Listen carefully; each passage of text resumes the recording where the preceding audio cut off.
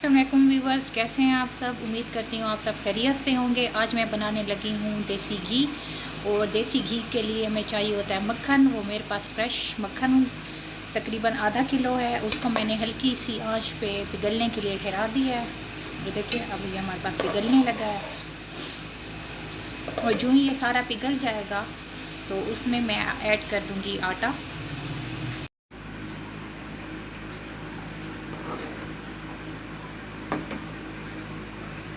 अब मक्खन हमारे पास सारे का सारा पिघल चुका है। देखें, सारे का सारा पिघल गया हमारे पास। अब मैं इसमें ऐड करूँगी 1 कप आटा और इसको मैं अच्छे तरीके से करूँगी मिक्स। और हल्का हल्का साथ साथ चम्मच हिलाते रहेंगे।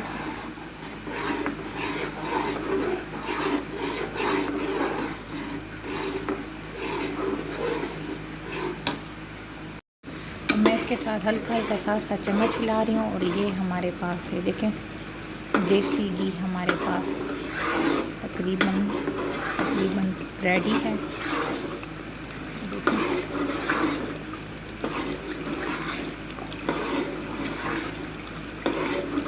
जब तक सारे का सारा मिक्स नहीं हो जाता अच्छे तरीके से और घी बाहर नहीं निकल आता, आपने हल्की फ्लेम पर इसको साथ साथ चम्मच हिलाते रहना है। और ये देखिए, हमारे पास देसी घी अलहदा हो रहा है। ये जो आटा था हमारे पास अलग हो रहा है, देखिए।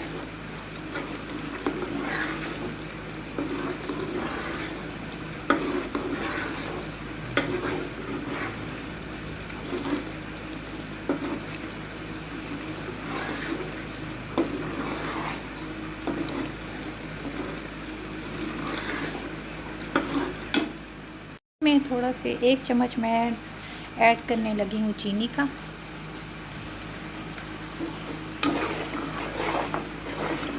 अब इसको करूँगी मिक्स।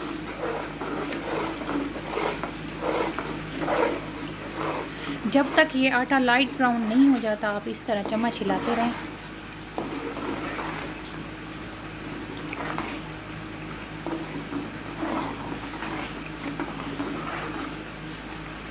अब घी हो गया हमारे पास रेडी। आटा जो हमने डाला था वो ब्राउन हो चुका है।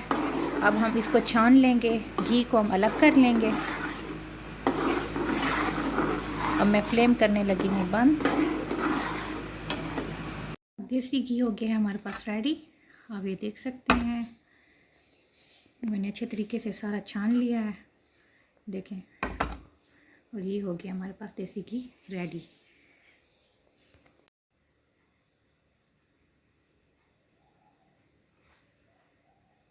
देसी घी से जो मैंने आटा छान के अलग किया है वो मैंने इस बाउल में डाल दिया है। आप इसको वेस्ट बिल्कुल ना करें, ये बहुत हेल्दी चीज़ है।